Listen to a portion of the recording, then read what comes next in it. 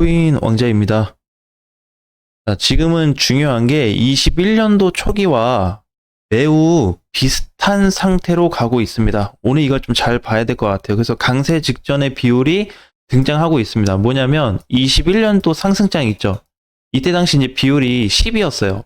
지금 현재 25년 비율이 10입니다. 자, 이걸 어떻게 받아들여야 될까요? 그러면 이제 무조건 올라간다는 소리냐? 그렇게 보면 안 되고 비율이 같아졌다는 거는 코인들이 어떻게 변한 시점이 나타났다 이렇게 봐야 됩니다. 해석을 무조건 간다가 아니고 코인들이 반응을 하기 시작할 거다 이렇게 받아들이시는 게 좋을 것 같아요. 그래서 지금은 이제 비트코인을 보면 비트코인은 계속 그 제한적인 구간에서 흐름이 왔다 갔다 하고 있기 때문에 크게 관심은 없습니다. 그리고 이제 국내는 이미 이탈이 좀 나온 상태고 해외 거래소 같은 경우에도 이탈 확정이 됐는데 크게 변동이 없어요. 네, 다행히. 자, 그런데 이제 변수가 나타난 게 누구다? 알트코인들. 자, 어제 보면은 이제 주말 사이에 몰랐을 겁니다. 그죠? 일부 코인들만 좀 갔기 때문에 시장이 뭐 좋아졌냐 그렇다고 해서 좋아진 건 아닌데 반응은 나타났죠. 그죠? 그러면 그 반응 나타난 걸 좀 확인해 볼 텐데 자, 이제 리플이 이름이 바뀌었습니다. XRP로 그냥 바뀌었어요. 영어 버전으로 이름이 바뀌었고 위치는 똑같습니다. 그 다음에 오랜만에 또 스트라이크 급등이 나와줬어요. 자, 이제 매직 에덴도 주말에 급등이 잘 나와줬고 UX도 잠깐 잘 갔죠. 오늘 올라오는 코인들도 다수 이런 코인들이 나타나고 있습니다. 자, 뭐냐면은 반등이 나온다, 올라가고 있다, 그게 중요한 게 아니고요. 돈 들어오고 있다, 수급이 몰리고 있다고요. 그게 중요한 겁니다. 수급 몰리고 있는 거. 토카도 마찬가지. 오늘 알파나 코바기 같은 경우 반등이 나와서 아직까지는 거래가 크지는 않지만 이런 코인들한테 지금 뭐가 쏠리고 있다? 수급이 쏠리고 있어요. 왜? 상위권 라인에 코인들이 지금 선순위로 올라가지고 있잖아요. 그럼 뭐가 일단 붙고 있다? 아직 티가 안 나서 그러는데 수급 증가가 발생하고 있다 이렇게 보셔야 됩니다. 주말에 올라갔었던 일부 알트코인들 있잖아요. 아까 전에 봤었던 그 코인들도 처음에는 거래가 없었습니다. 거래 없이 올라가 주다가 일정 구간이 넘어갈 때마다 터졌고 일정 구간 넘어갈 때마다 또 추가 거래가 나타났거든요.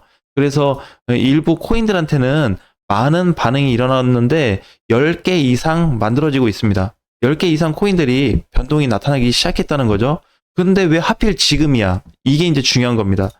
그동안에는 좀 조용하든 싶던데 왜 이제 와서 이게 변동이 나타나기 시작했냐? 이미 증상 자체가 진행되고 있었기 때문입니다. 뭐에 대한 증상? 21년도와 유사한 포지션이 등장한 거죠. 유사한 차트 흐름이.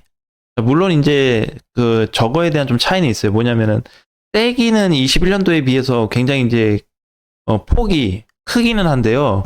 강세로 가면은 21년도만큼의 상승은 안 나올 수 있습니다. 그래도 어떻게? 이게 이제 두 가지로 보는 거예요. 올라갈 공간이 많냐? 아니면은 강세로 볼 거냐? 이 두 개에 따라서 21년도하고 비교해 볼 수 있어요. 그럼 21년도보다 이제 공간은 높은데 이쪽으로 이제 맞춰서 코인들이 갈 거냐? 아니면 강세 위치로만 그냥 갈 거냐? 강세로 따지면 범위가 크진 않거든요. 요만큼밖에. 그래서 이제 결국 강세 쪽으로 맞춰진다 그러면은 21년도보다 상승이 적게 나올 거고요. 만약에 공간폭으로 본다고 하면은 21년도보다 더 나올 수는 있습니다. 근데 이거를 우리가 딱 이렇게 해가지고 야 이쪽이야 라고 판단 지을 수 없어요. 시장이 계속 요동치다 보니까. 그래서 어쨌든 뭐 지금 현재 이러한 상황은 나타나고 있구나가 더 중요하겠죠.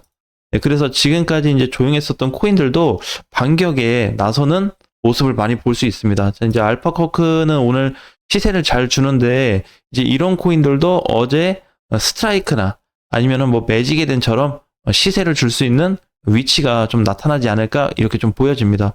그래서 오늘 다수의 이제 코인들이 본격적인 구간에 좀 들어갔어요. 그래서 지금 보면은 이더리움도 사실 가야 되는데 이더리움 가는 거 없이 자체적으로 갈 수도 있습니다. 그래서 이번에 좀 새로운 구간이 만들어지고 있는 것까지 기억을 해야 돼요. 그러니까 이제 보통은 야, 다 비트 따라갔잖아. 이게 성립이 안 될 수 있고요. 야, 이더리움이 다 모든 알트코인들을 땡겨줬잖아. 이게 이번에 성립이 안 될 수도 있습니다. 대장들이. 그런데 이제 비교하면 비트하고 이더하고 비교하면 그래도 이더리움은 매수를 할 만한 그런 포인트 많습니다. 네, 많은데 굳이 대장이 안 간다고 하더라도 누가 자체적으로 갈 수 있다?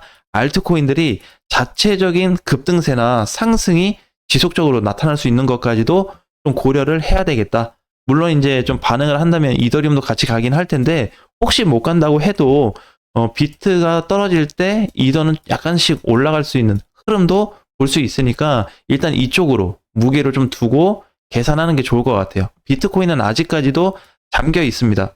오늘 종가 기준으로 봤을 때도 저번 주 한 주 데이터가 그닥 좋지는 않아요. 비트코인은. 근데 알트코인들은 좋습니다.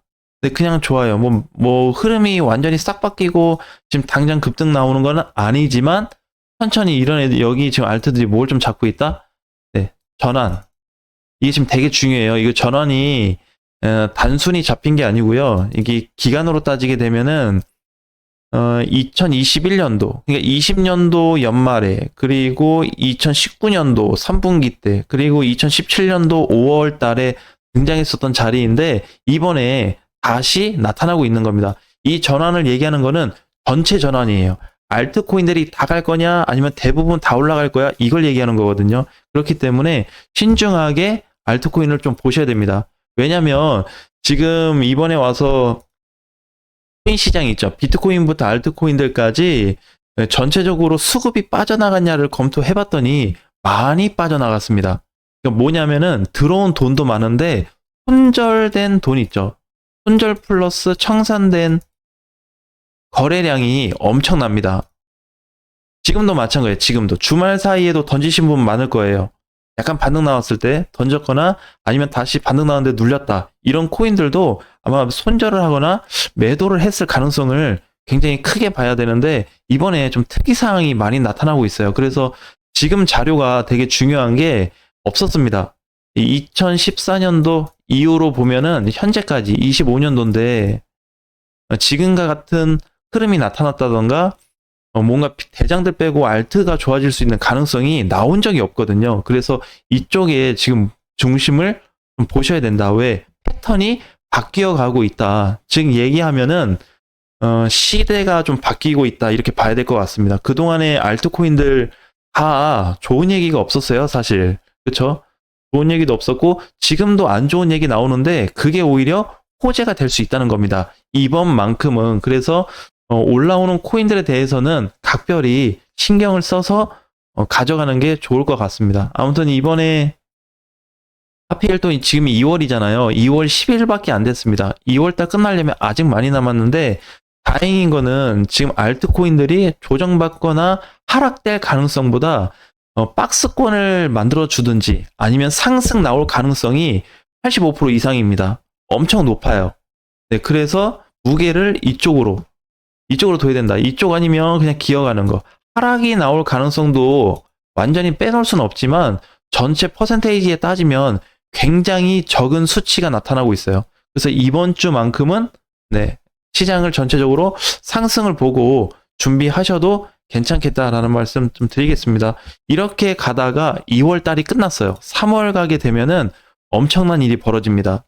네, 그래서 그거는 또 3월에 가서 다시 좀 얘기를 할 거고요. 지금 현재 2월 달에 있는 시점에서는 결국에 뭐다 핵심 포인트는 알트코인들 좋아질 거니까 잘 대응하고 만약에 손절하신 분들이 있다면 손절하신 분들은 어쩔 수 없겠지만 보유하고 계신 분들이 있다면 보유하신 분들은 이 영역 안에서 조금 큰 시세가 나올 수도 있기 때문에 너무 걱정하지 않았으면 좋겠습니다.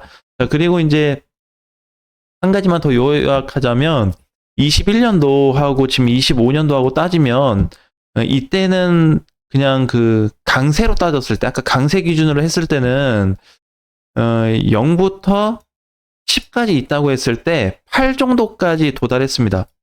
21년도에 지금 0부터 10까지 있다 그런다면 이번에 떨어진다 그러면 6 정도까지 올 수 있거든요. 물론 과거에 비해서 2가 마이너스가 발생됐죠. 그런데도 불구하고 이 2를 절대 무시하시면 안 됩니다. 무슨 얘기냐면 시장이 만약에 세지잖아요. 야, 옛날보단 못 가겠네 그럼. 근데 그 못 간다는 게 여러분들이 생각하는 못 가는 수준이 아닙니다.